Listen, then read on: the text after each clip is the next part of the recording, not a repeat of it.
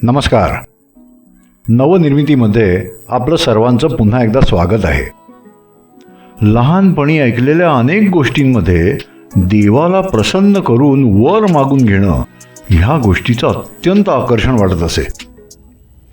तुम्हाला खरंच जर देव पावला तर तुम्ही काय वर मागाल ह्याचा तुम्ही कधी विचार केलाय? थिल्लरपणे नाही, खोल गंभीर विचार करून एकदा प्रयत्न करून पहा. वाटतं तितकं ते सोपं नाही. मला देव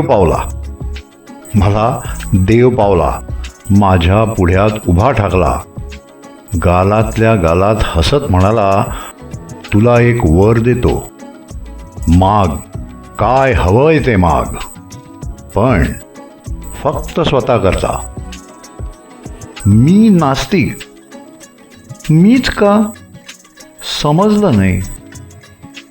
काय गारुड घातलं कुणास ठाऊक, पण मी विचार करू लागलो.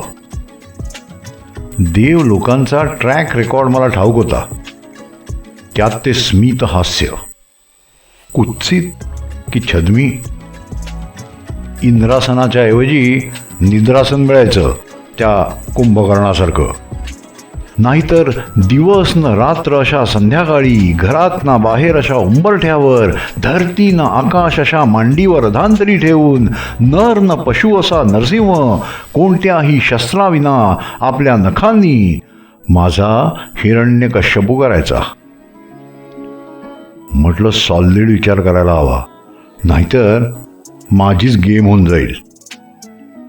एखादी मर्सिडीज नाही, बंगला नको, मग प्रायव्हेट जेट. हट, हे काय फडतूस मागायचं? कॉलेजात होती ती मागू का? पण मग इथे आहे हिचं काय करू? अमाप संपत्ती मागू का? पण मग आयुष्यच कमी असेल तर? भरपूर आयुष्य मागू का? पण मग भलते सलते रोग झाले तर? ठणठणीत आरोग्य मागू का? आणि मग माझ्या जवळच्या लोकांची दुखणी खुपणी मृत्यू वगैरे जगत राहू? समोरच्याच्या मनातले विचार ओळखायची कला. इथे बोलण्याचीच कटकट होते, विचारही ऐकू येऊ लागले, नकोच. भविष्य पाहण्याची सिद्धी आणि अज्ञानातील सुख हिरावून घेऊ.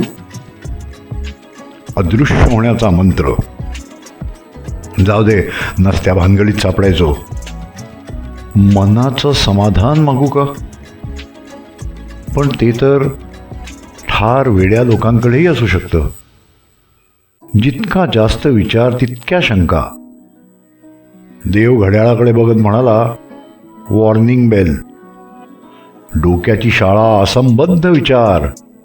देव उभा, ह्या पायावरचं वजन त्या पायावर करत. शेवटी म्हणालो, राहू दे देवा, राहू दे, आहे तेच ठीक आहे. तो मंद हसला, रामायण सिरियलमधल्या रामासारखा, आणि गायब झाला. मला देव पावला होता, माझ्या पुढ्यात उभा ठाकला होता, गालातल्या गालात हसत म्हणाला होता, मी तुला एक वर देतो, माग काय हवंय ते, पण फक्त स्वतः करता. मी नास्तिक, मीच का?